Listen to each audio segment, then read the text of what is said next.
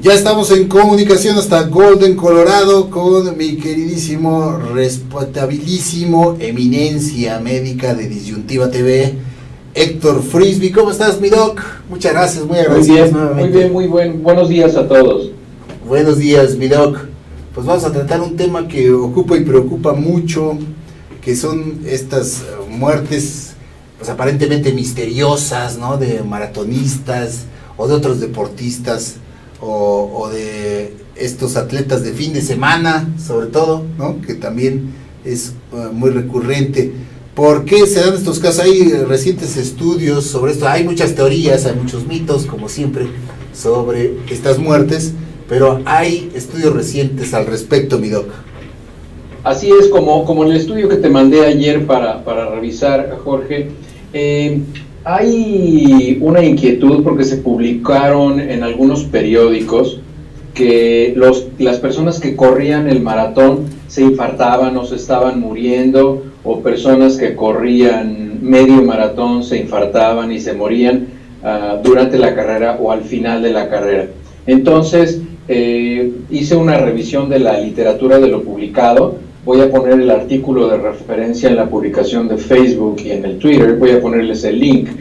Entonces, hay una revista muy seria que es la revista de Medicina Interna de Nueva Inglaterra, el New England Journal of Medicine, y en este se publica una revisión de 10 años. Hicieron una revisión de casi 11 millones de corredores que decidían hacer la carrera del maratón o carrera del medio maratón. No se habla nada respecto a la preparación atlética de las personas, no se habla si ellos eran deportistas habituales o si tenían algún otro tipo de actividad física. Solo se menciona el estudio durante la carrera, y a los pacientes que presentaban paro cardíaco o dolor de pecho se estudió a las personas que morían y también se estudió a las personas que sobrevivían, y se encontraron datos muy interesantes. De todos estos pacientes, de todas estas personas que presentaron un ataque cardíaco, un paro cardíaco durante la carrera o al final de la carrera, porque curiosamente esto no se presentaba en los primeros kilómetros de la carrera, esto se presentaba más bien hacia el final, con un pico muy elevado en los últimos 10 kilómetros de estos 42 kilómetros que se corren durante el maratón. En los últimos 10 kilómetros es cuando se presentaron la mayoría de los casos. No es muy frecuente que se presenten este tipo de casos, es muy raro, prácticamente es un caso por cada 200,000 corredores, es muy poco. Algo que sí llamó poderosamente la atención es que los pacientes que presentaban un infarto o un paro cardíaco por un infarto, desde luego, los pacientes que morían eran los pacientes más jóvenes de este grupo de edad. Los casos de paro cardíaco y de infarto se presentaron pacientes entre los 35 y los 55 hasta los 60 años de edad. Había una persona ahí en la casuística del estudio. Entonces, los que morían eran pacientes que estaban muy jóvenes. A todos estos pacientes se les hizo un estudio a los que sobrevivían se les hacía un ecocardiograma, que no es otra cosa más que un ultrasonido del corazón que nos hace ver cuál es la forma de las paredes del corazón, y también se les hacían pruebas químicas y de función cardiovascular de las arterias coronarias, y a los pacientes que morían se les hacía autopsia y se observaba también al microscopio las arterias coronarias y las paredes musculares del corazón.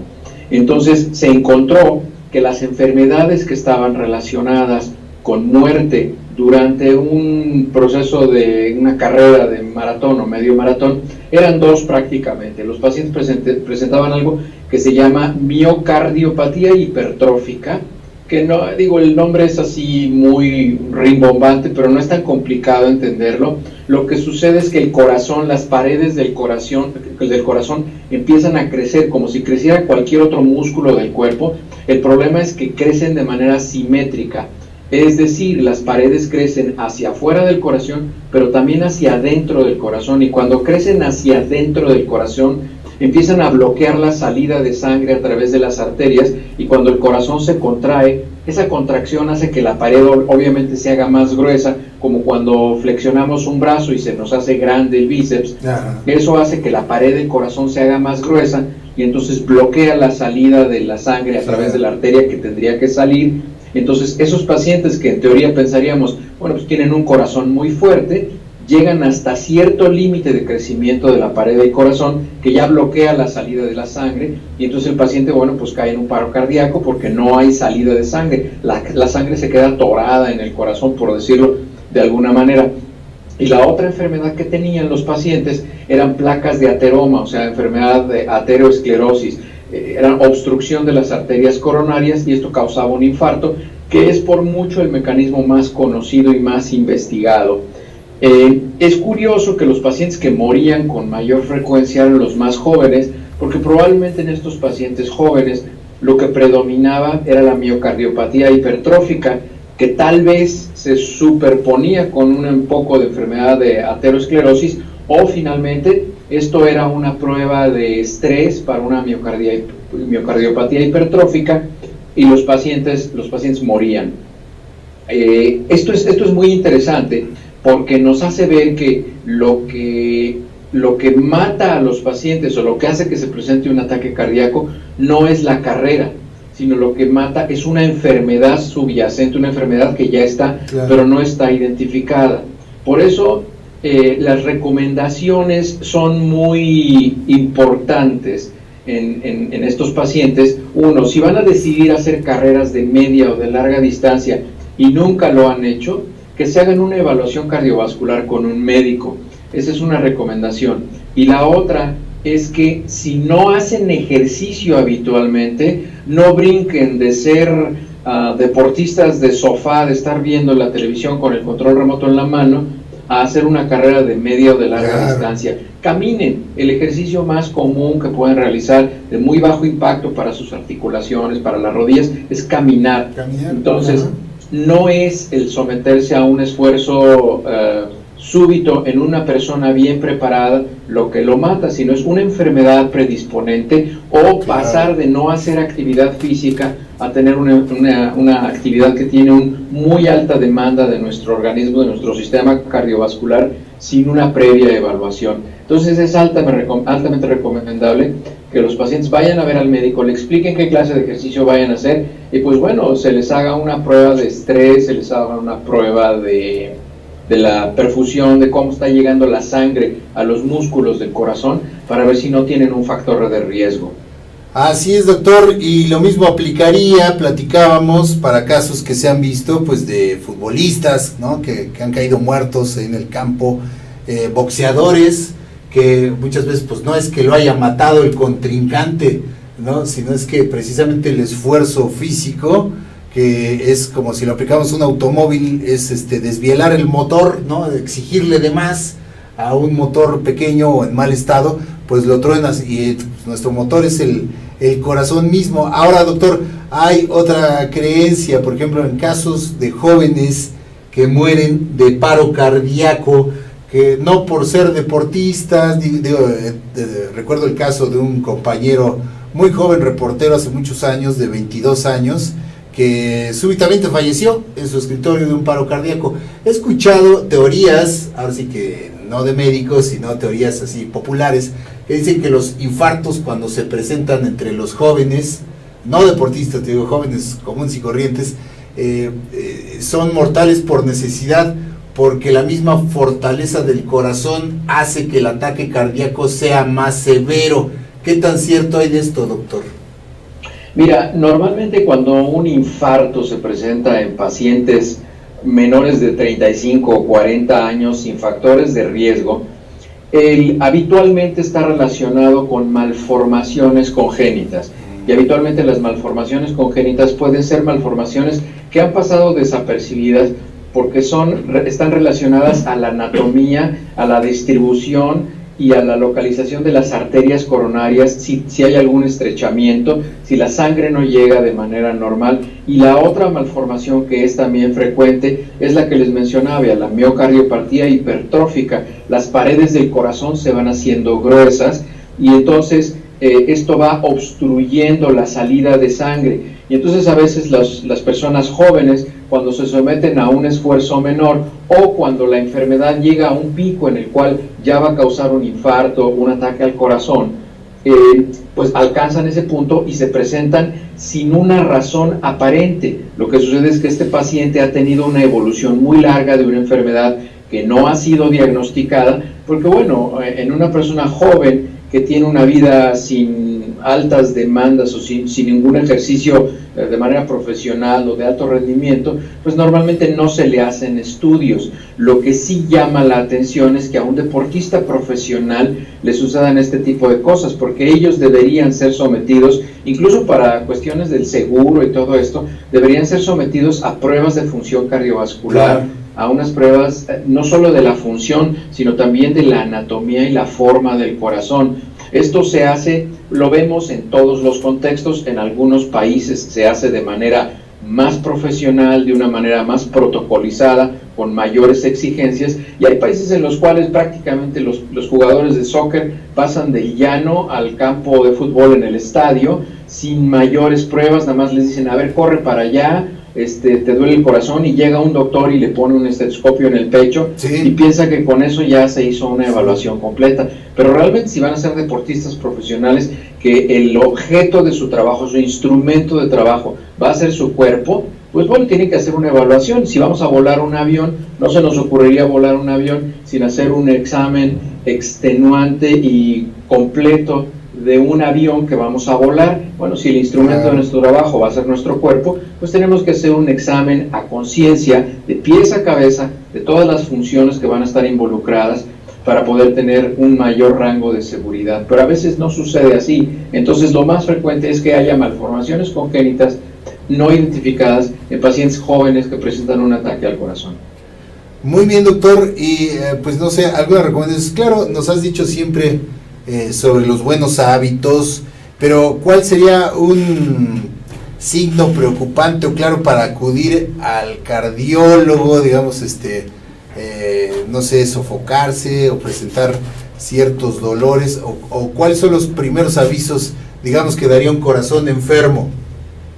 Mira, los primeros avisos es que vamos a tener una manifestación clínica de que el corazón no está cumpliendo su función. La función del corazón es llevar oxígeno a los tejidos. Entonces, si no lleva oxígeno a los tejidos, uno de los principales síntomas es que los pacientes empiezan a tener mareo, empiezan a sentir una debilidad, empiezan a sentir mucho sueño. El dato de dolor en el pecho es un dato en el cual ya se está presentando una isquemia, un infarto, una ausencia de sangre llegando a una parte del corazón, y esa parte del corazón se está muriendo. Pero antes de que eso se presente, hay muchos síntomas. Hay datos de que el corazón no está cumpliendo su función, que es no llevar sangre a los sitios donde se requiere, y esos sitios habitualmente lo que primero detectamos es en el sistema nervioso, en el cerebro. Entonces nosotros empezamos a tener somnolencia, mareo, dificultad para tolerar actividades de mínimo esfuerzo como caminar o hacer un ejercicio menor, y como siempre es recomendable, lo que tienen que hacer es que vayan a visitar al médico, a su médico familiar, al médico general, al internista, al cardiólogo, a quien ustedes decidan, y que le expresen sus síntomas y que les haga los exámenes que corresponden. Si al consultorio viene un paciente de 5 años y me dice que se siente cansado, que se siente mareado a veces, que ya no tiene fuerza para correr un maratón, yo lo esperaría. Pero si un muchacho de 25 años viene y me dice exactamente los mismos síntomas, yo empiezo a sospechar de que algo grave está pasando. Entonces no son los síntomas los que nos dicen, sino es el conjunto de evaluar al paciente, cuáles son sus actividades, cuál es su estado de salud basal y cuáles van a ser las posibles consecuencias cuando se exponga a un esfuerzo de alta demanda, de alto rendimiento. Maravilloso, doctor. Y bueno, ahí he leído también algunas creencias que se difunden mucho, sobre todo en redes sociales y eso, que dicen que cuando tengas un síntoma de infarto, que hay que toser para que de esta manera provocar, aunque sea la tos fingida, para ganar tiempo en llegar a un médico, y también el consumir rápidamente o tratar de consumir una aspirina. ¿Qué de cierto hay de esto, doctor? Lo de toser no lo he escuchado, no estoy familiarizado. Mira, el toser lo único que podría hacer es que produce algo que nosotros conocemos como una reacción vagal, y esto disminuye la frecuencia cardíaca, disminuye la presión, Y pues bueno, esto de alguna manera, yo no lo recomendaría que se sometieran a ningún tipo de esfuerzo de este tipo. Yo lo que recomendaría es que llamen a los servicios de emergencia. Efectivamente, lo que ha probado que puede tener una ayuda en algún momento es una aspirina sublingual. La aspirina sublingual se absorbe de manera rápida y esto puede disminuir la severidad o la presentación de un infarto. Y que se sienten, que no caminen, que no hagan ningún esfuerzo, que no hagan absolutamente nada, porque todo esto les va a incrementar la demanda de oxígeno en el corazón, que va a empezar a latir más fuerte. Y uno de los órganos que mayor cantidad de oxígeno consume durante un esfuerzo es justamente el corazón. El corazón se retroalimenta a sí mismo porque la demanda de oxígeno del corazón es muy alta. Entonces, que se relajen, que se pongan una aspirina bajo la lengua y que llamen a los servicios de urgencia. Y esas son las recomendaciones en general, que no traten de hacer ningún remedio casero ni nada de esto, porque lo más probable es que no vayan a funcionar y únicamente incrementan el riesgo de morir. Y bueno, desde luego lo ideal sería que, por ejemplo, en las oficinas, los centros de trabajo, en la familia, pues se practicara o se supiera aplicar el RCP, ¿no? Para casos de este tipo o de otros en los que hay que dar masaje al corazón, ¿no, doctor? Así es, bueno, la gente debería estar capacitada si es que se sabe que hay personas en las cuales trabaja. Por ejemplo, la gente que trabajamos en clínicas, hospitales, estamos obligados a estar recibiendo esta capacitación constante y estar certificados en reanimación cardiopulmonar y todo este tipo de maniobras de manera regular.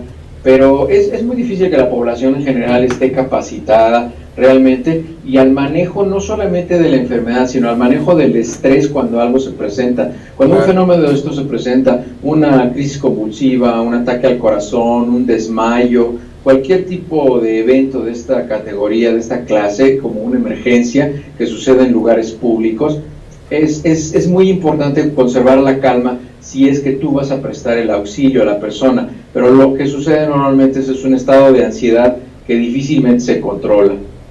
Así es, doctor, así es. Y bueno, ojalá, digo, sería lo ideal, pero si no, pues hay que conocer los pasos mínimos, que es poner cómodo al paciente y llamar de inmediato a los servicios de emergencia si no se tiene una persona capacitada para atender este tipo de casos. Como siempre, doctor, son esas recomendaciones que nos das, recomendaciones de oro, además de el cuidado que debemos darnos a nosotros mismos, pues lo que debemos hacer en casos de presentarse este tipo de contingencias médicas. Muchísimas gracias, como siempre, mi doc, y ya estaremos enlazándonos la siguiente semana, seguramente con otro tema de los que atiendes tú, ahora sí que atiendes a tus pacientes mediante las propuestas que te llegan para hablar de determinados temas, y como siempre el doctor Frisby está abierto a atender cualquier duda o cualquier tema que ustedes quieran relacionados con su especialidad, que es la salud. ¿No, mi doc? Así es, estoy para servirles. Muchísimas gracias. Hasta allá, hasta Golden. ¿Cómo está ya el clima por allá? ¿Ya mejoró? ¿Ya estás Fíjate más que la semana calmacito? pasada nos cayeron como 15, 20 centímetros de nieve. Bueno. Ahorita ya está soleado, estamos como a 25, 30.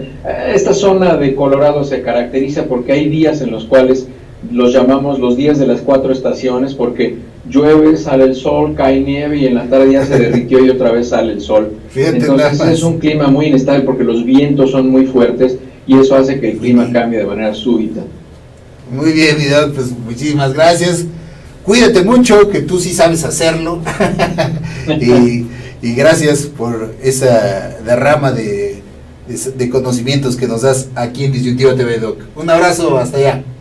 Igualmente, un abrazo a todos, hasta luego. Gracias, queridos amigos, continuamos aquí en Disyuntiva TV después de este corte.